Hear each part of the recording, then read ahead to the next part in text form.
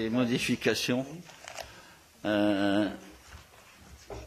Donc, Madame Delcourt, centre de loisirs et d'hébergement juillet-août. Oui. Ben, on est sur un nouveau tarif proposé pour la période de juillet-août. Pas uniquement un nouveau tarif, parce que je pense qu'on peut s'apercevoir que le fonctionnement a changé. Donc, nous proposons pour cette année 3 semaines en juillet au lieu de 4 les années précédentes et 3 semaines au mois d'août. Et au niveau de la tarification, c'est simplement pour répondre aux exigences de la CAF qui demande une tarification échelonnée en fonction des revenus. Voilà, sur 3 catégories. Y a-t-il des questions sur ce sujet? Ouais. Ah non, pas celui-là.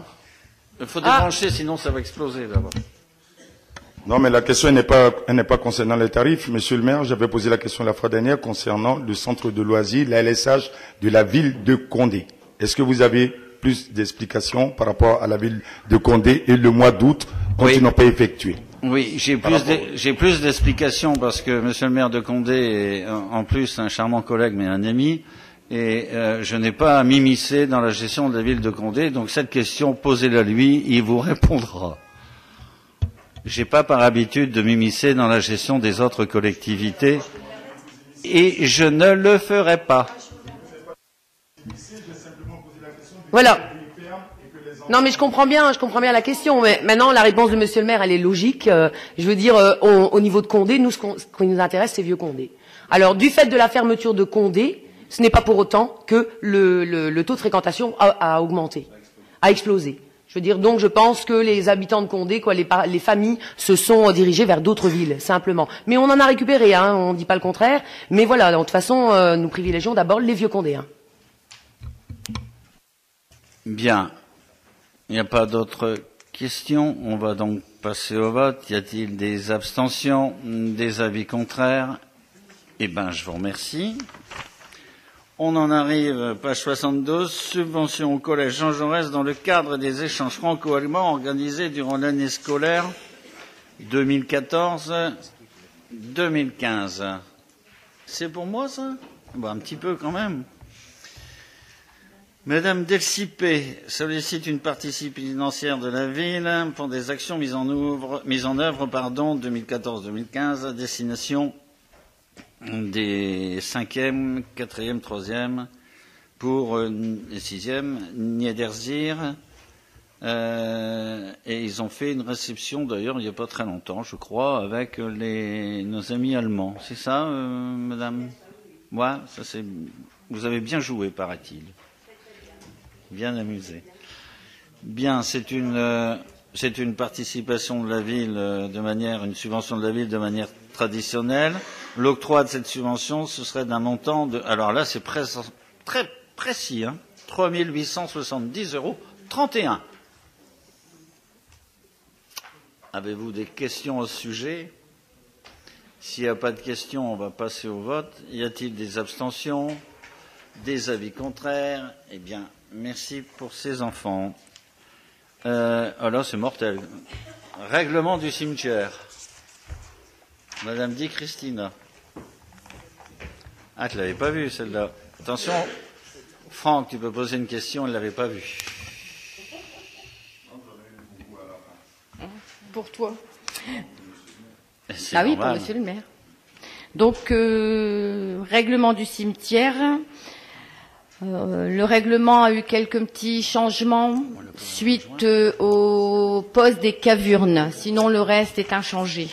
Les heures d'ouverture, les... Tout y est derrière. Oui, tout est derrière.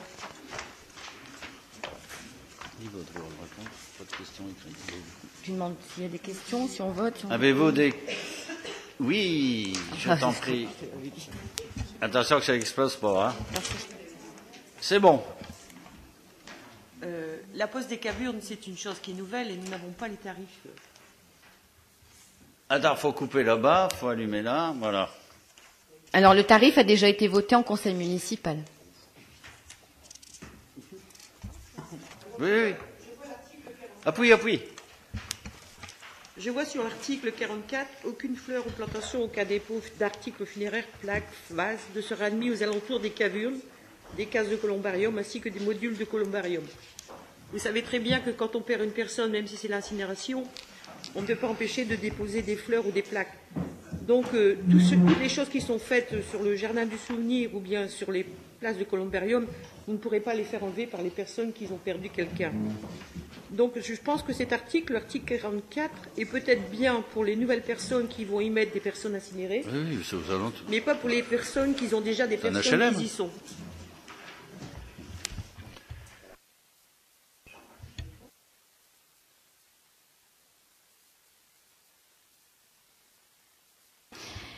Donc, vous avez la réponse derrière la page, en page 82. Donc, un dépôt de fleurs naturelles sera autorisé le jour de l'illumination de l'urne.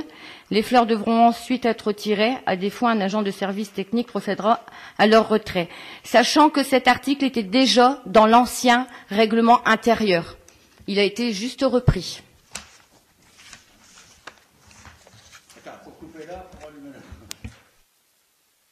Alors, je suis tout à fait d'accord avec cet article, mais maintenant, essayez d'aller dire aux personnes qui ont quelqu'un qui est incinéré au jardin du souvenir ou au columbarium de retirer les fleurs ou les plaques, et ne serait-ce que savoir si le fossoyeur a la possibilité de les enlever, ces plaques, la réaction des personnes qui ont quelqu'un qui est incinéré dans cet endroit. C'est d'où le fait que l'article 44 est assez complexe, par le simple fait que les personnes qui ont déjà quelqu'un qui est incinéré et qui ont déjà mis des fleurs et des plaques, vous n'arriverez pas à leur faire enlever.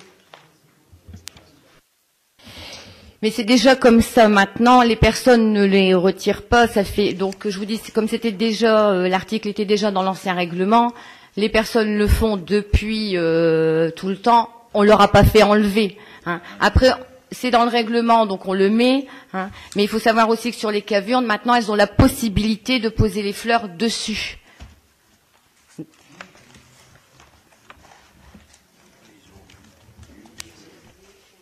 C'est quand même quelque chose d'assez respectueux, forcément.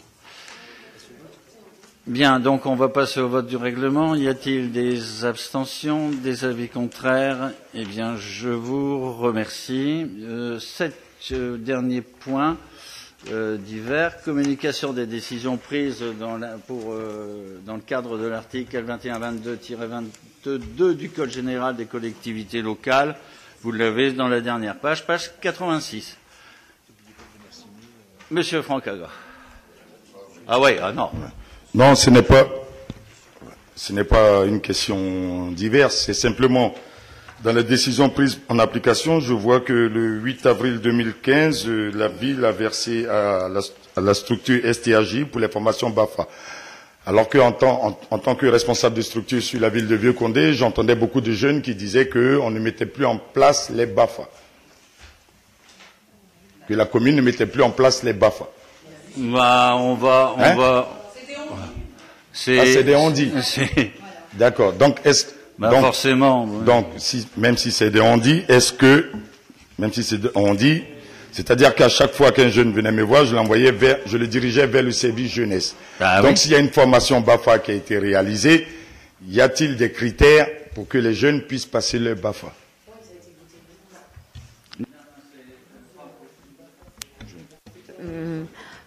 Donc, il y a effectivement eu un stage BAFA au mois d'avril, donc il n'y a pas de critères. Les personnes se rendent au service jeunesse, font leur demande, un courrier en mairie, un courrier au service jeunesse, et après c'est le responsable du service jeunesse qui est donc Romuald Cardon, réunit les personnes qui ont écrites, il leur explique, et ensuite il les rappelle pour savoir si elles sont toujours intéressées. Donc là on avait eu pas mal de personnes. Il y a des candidats qui se sont désistés, donc les personnes qui étaient toujours d'accord pour passer le BAFA l'ont passé.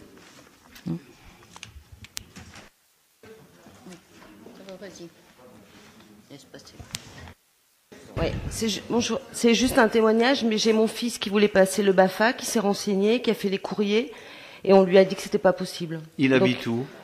Vieux-Condé. Donc maintenant c'est bon, il est fait, il est allé faire son BAFA ailleurs, mais il s'est renseigné, voilà. Après, ça dépend de la date qui s'est présentée. C'était peut-être après la date de clôture. Ouais, bah, ça a été fait avant. Et l'âge? Donc il y a aussi une question d'âge avec les mois. Hein. Voilà. Et il n'y en avait pas énormément. Hein. Au niveau du budget, le budget n'était pas extensible. Donc on va vérifier quand même au niveau du service.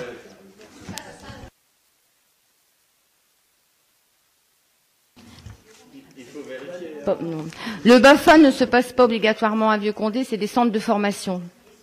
Bah, ça peut être à Lille, ça peut être à Valenciennes, ça peut être dans le Pas-de-Calais. Bien, messieurs, dames, ça concerne ça?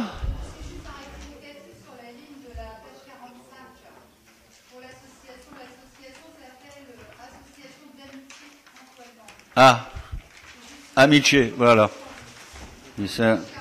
Ok, on prend acte. Bien, donc.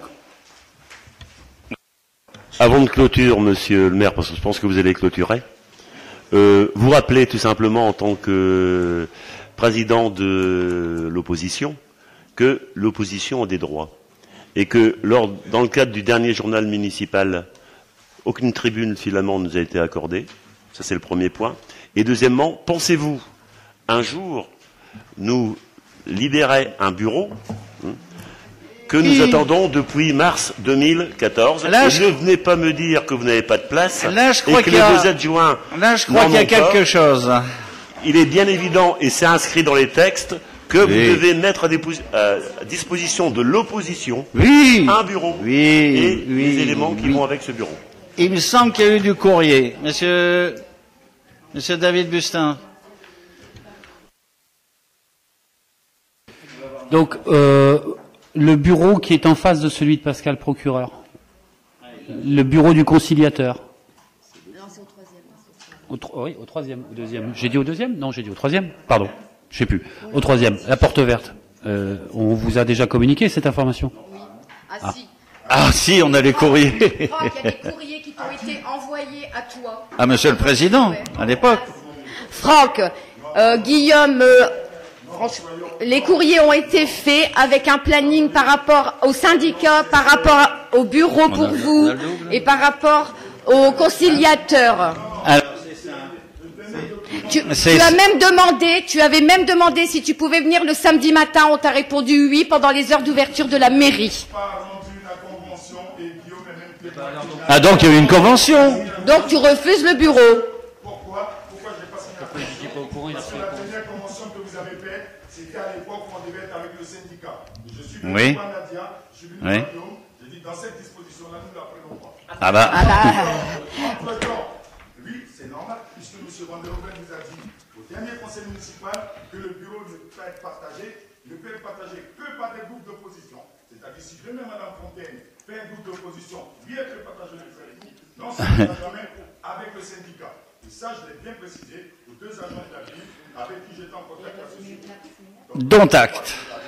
Dont acte. Alors. Donc, vous avez fait une proposition, monsieur le maire, mais une proposition qui ne correspond pas au cadre de la loi.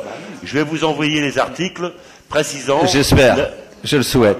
Vous allez l'avoir, et je vais écrire au sous-préfet, comme ça. Oui, il faut surtout. Que vous connaissez bien, comme ça ira peut-être un peu plus vite. Voilà. On avait dit également, Franck, si tu te souviens, et tu étais quand même présent, que c'était en attente d'être avec les syndicats, parce qu'après ils partaient au niveau CTM. J'ai dit que nous n'acceptons pas, la preuve en est que vous n'avez aucune convention signée de ma part. On est en train. On t'avait proposé un bureau quand même. S'il vous plaît, on est en train de sortir et ça. Oui, mais ça intéresse énormément de monde, il n'y a pas de problème.